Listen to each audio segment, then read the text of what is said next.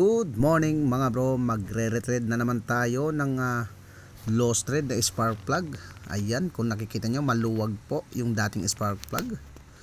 Ayan, lalagyan natin ng TMX 155 yung SYM natin.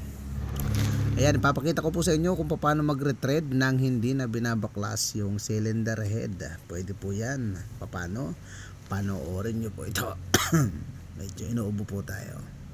Okay, unang gagawin po natin ay timing lang po natin papunta sa ibabaw ang piston.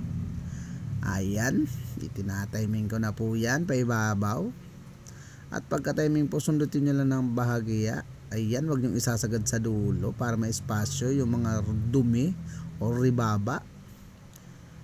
Okay, at sinundot ko na nga ulit. Ayan na. At sinundot ko pa. Ayan, kailangan kasi may espasyo para yung dumi may lalagyan doon sa loob para madaling higupin. Ayan, ang gagamitin po nating pang retread ay ayun, malabo. Basta hanapin nyo lang po yung pang retread sa TMX 155 na isa spark plug. Yun, hindi ko lang matandaan yung number nun. Ayan, yan, diskarte ko po nga, pinupukpok ko po talaga yan pag ako nag-retread para sumentro yung ulo ng pang retread sa aking pagtitreadan. Ayan, bahagya ko lang naman pong pinupukpok yan para kumapit lang yung dulo doon sa pagtitreadan ko. Ayan, at katalang maliit lang po ginagamit ko dyan kasi yan po ay medyo tagilid. Ayan, medyo inaalin ko pa po yan kaya gumagalaw-galaw pa yung pang retread. Ayan po yung diskarte ko, ganyan po diskarte ko pag nagre-retread kasi gusto ko pantay.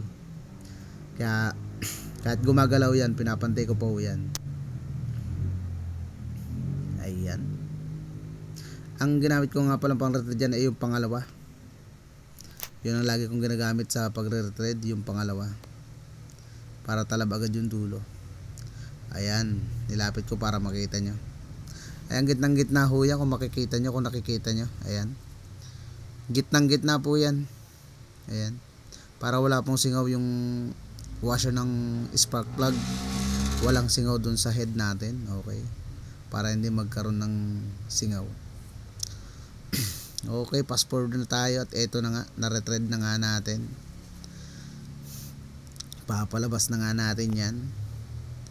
Ayan, nilalabas na natin. At ayan na, ilabas na nga natin. Yan po mga ribabang yan, ituturo ko po sa inyo kung paano tanggalin yan. Ayan. Mamaya papakita ko sa inyo. Susukat muna natin ito spark plug syempre. Ayan. Ayan, kailangan po kinakamay lang po natin yan pagpasok. Ayan. At dahil mahaba po yung spark plug natin, mamaya papakita ko sa inyo kung anong gagawin ko dyan. So para higupin po muna natin yung dumi doon sa loob, yung mga ribaba. Ayan. Papakita ko po sa inyo kung anong diskarte ko dyan na malupitan.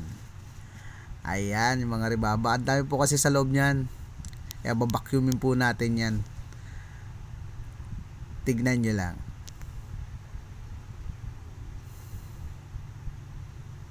Okay, unang ginawa ko, nilagyan ko ng hose, yung vacuum, yung dulo ng vacuum. Tapos nilagyan ko ng basahan. Kasi yung basahan po, ginagawa po niya para walang singaw.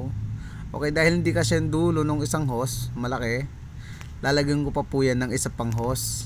Ayan. Hose po yan ng gasolina. Ayan. Kasyang-kasya na po yan dyan sa bunganga niyan. Ayan. At isushoot ko po yan dun. Ayun. Para ubos po yung ribaba. At syempre on ko na po yan.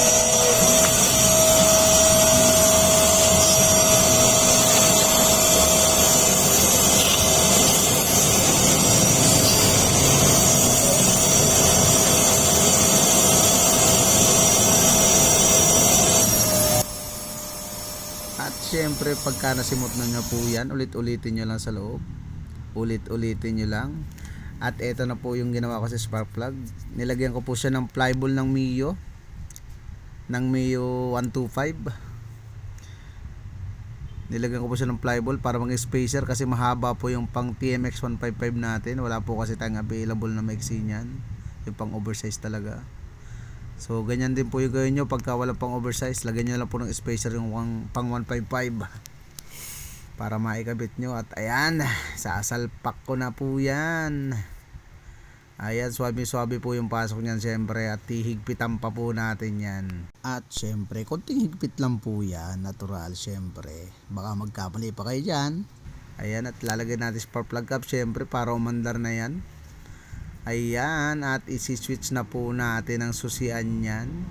At syempre, one click po pag sinipaan natin yan.